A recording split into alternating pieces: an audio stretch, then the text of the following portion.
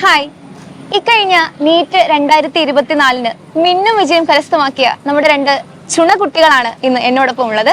അപ്പൊ നമുക്ക് അവരുടെ വിശേഷങ്ങൾ ചോദിച്ചറിയാം. അപ്പോൾ ഇതിലെ ഒരു പ്രധാനപ്പെട്ട ഒരു കൗതുകരമായ കാര്യം എന്ന് പറയുന്നത് അവർ രണ്ടുപേരും 11th 12th ഒരുമിച്ച് ഒരു സ്കൂളിൽ പഠിച്ച ആൾക്കാരാണ്.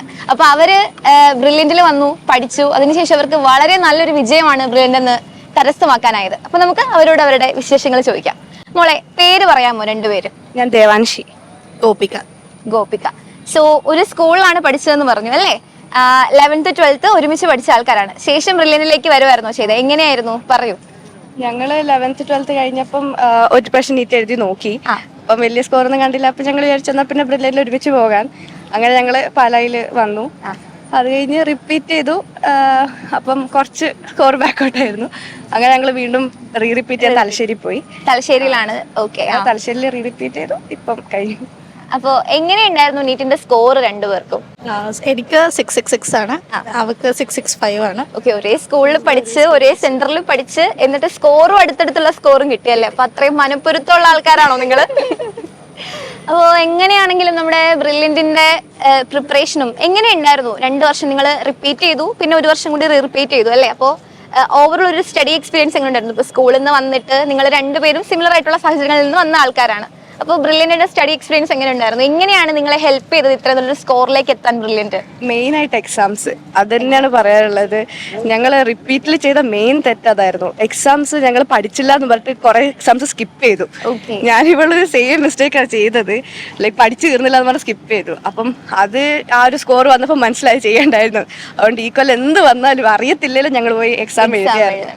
അപ്പം അതിൽ നിന്ന് തന്നെ കുറെ നമ്മള് എന്താ പറയാ തെറ്റിയ സാധനങ്ങളൊക്കെ വീണ്ടും വീണ്ടും അങ്ങനെ പഠിച്ച ലാസ്റ്റ് ബുക്ക് വെക്കുന്നതിനെക്കാട്ടും അത് ചെയ്തത്. അതുകൊണ്ട് തന്നെ നീറ്റില് പല ക്വസ്റ്റ്യനും അങ്ങനത്തെ ടൈപ്പ് വന്നപ്പം അതിൽ നിന്ന് ഓർത്ത് എഴുതാൻ പറ്റിയായിരുന്നു. അപ്പോ നമ്മൾ പഠിക്കുന്നത് പോലെ തന്നെ ഇമ്പോർട്ടന്റ് ആണ് എത്രയും പറ്റുന്നത്രയും എക്സാംസ് എഴുതിക്കൊണ്ടിരിക്കുക എന്നുള്ളത് അല്ലെ? അപ്പൊ അതാണ് നിങ്ങൾക്ക് പറയാനുള്ളത്. അപ്പോ ഞാൻ ചോദിക്കുന്നത്, ഇപ്പൊ നിങ്ങൾക്ക് ഇത്രയും എക്സ്പീരിയൻസ് ഉണ്ട്, 2 വർഷം ഇവിടെ പഠിച്ചിട്ട് ഹാർഡ് വർക്കിന് ഫലം ഉണ്ടാവും എന്നുള്ളതിന്റെ ഒരു എന്താണ് ജീവിക്കുന്ന എക്സാമ്പിൾസ് ആണ് നിങ്ങളല്ലേ? അപ്പോൾ ഇപ്പൊ 2025 അടുത്ത നീറ്റ് എക്സാം എഴുതാൻ വേണ്ടിയിട്ട് റെഡി ആയിക്കൊണ്ടിരിക്കുന്ന ജൂനിയേഴ്സ് ഒരുപാട് പേരുണ്ട്. അപ്പൊ അവരൊക്കെ ചിലപ്പോൾ ഇത് കാണുന്നുണ്ടാവും. അപ്പൊ അവരോട് എന്താണ് പറയാനുള്ളത്? എങ്ങനെ പഠിക്കണം, അല്ലെങ്കിൽ എങ്ങനെയായിരിക്കണം നമ്മുടെ സ്റ്റഡി പ്ലാൻ സെറ്റ് ചെയ്യേണ്ടെന്നുള്ളതിനെ പറ്റിയിട്ട് നിങ്ങൾക്ക് ഒന്ന് പറയാമോ അവരോട്? ഫസ്റ്റ് തൊട്ടേ നിങ്ങൾ ഷോർട്ട് നോട്ട്സ് ഉണ്ടാക്കുക, ക്വസ്റ്റ്യൻസ് തന്നെ ചെയ്തുകൊണ്ടിരിക്കുക.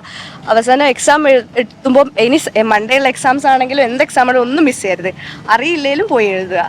ഇനി എക്സാംസ് ആണെങ്കിലും എഴുതുക. എന്നിട്ട് അന്ന് തന്നെ അതിന്റെ ക്വസ്റ്റ്യൻസും ആൻസേഴ്സും നോക്കിയാലേ നമുക്ക് അതിന്റെ ഒരു ഗുണം കിട്ടുള്ളൂ എന്ന് ഈ കൊല്ലത്തോടെ മനസ്സിലാക്കി അത് എല്ലാവരോടും ഞാൻ പറഞ്ഞു കൊടുക്കുന്നുണ്ട്. ഇപ്പം പിന്നെ ഞങ്ങൾ കുറെ ഔട്ട് പോകുന്നതിനേക്കാളും ബയോളജി ഒക്കെ NCERT തന്നെ ലൈൻ ബൈ ലൈൻ തന്നെ ഏറ്റവും കൂടുതൽ എത്ര തവണ വായിക്കാൻ പറ്റുമോ അത്രയും. എങ്ങനെയായിരുന്നു സബ്ജക്ട്സ് ഒക്കെ? എളുപ്പമുള്ള സബ്ജക്ട് എനിക്ക് ഫിസിക്സ് ആയിരുന്നു ടഫ്. ഏറ്റവും എളുപ്പം ബയോളജി തന്നെയായിരുന്നു. കുറെ പ്രാവശ്യം NCERT തന്നെ, വേറെ പുറത്തൊന്നും നോക്കാറില്ല. പിന്നെ കെമിസ്ട്രി രണ്ടും ഇനോർഗാനിക് ഒക്കെ NCERT തന്നെ. പിന്നെ ഫിസിക്കൽ ക്വസ്റ്റ്യൻസ് തന്നെ. ഫിസിക്സ് മെയിൻ ക്വസ്റ്റ്യനാണ് ചെയ്യേണ്ടത്. ഞാൻ ക്വസ്റ്റ്യൻ ചെയ്യാറില്ലായിരുന്നു. കഴിഞ്ഞ വർഷത്തെ ഫോൾട്ടും അതായിരുന്നു. ഈ വർഷം കുറച്ച് ക്വസ്റ്റ്യൻസ് ചെയ്തു, അതുകൊണ്ട് കുറച്ച് എളുപ്പമായി. അപ്പൊ എന്തായാലും 11th 12th ഒരുമിച്ച് പഠിച്ച 2 ഫ്രണ്ട്സ് ആണ് നമ്മുടെ കൂടെ ഉള്ളത്. അപ്പോൾ ഇനിയും MBBS അഡ്മിഷൻ കിട്ടുമ്പോഴും അതേപോലെ തന്നെ വളരെ നല്ലൊരു കോളേജിൽ നിങ്ങൾക്ക് ഒരുമിച്ച് പഠിക്കാൻ സാധിക്കട്ടെ എന്ന് ആശംസിക്കുന്നു. എൻട്രൻസ് സംബന്ധമായ വാർത്തകളും അപ്ഡേഷനുകളും ഏറ്റവും വേഗം ആധികാരികമായി അറിയാൻ ബ്രില്യന്റ് സ്റ്റഡി സെന്റർ പാല യൂട്യൂബ് ചാനൽ സബ്സ്ക്രൈബ് ചെയ്യുക, ബെൽ ഐക്കൺ അമർത്തുക. ഈ വീഡിയോ മറ്റു സുഹൃത്തുക്കളിലേക്കും മാക്സിമം ഷെയർ ചെയ്യുക.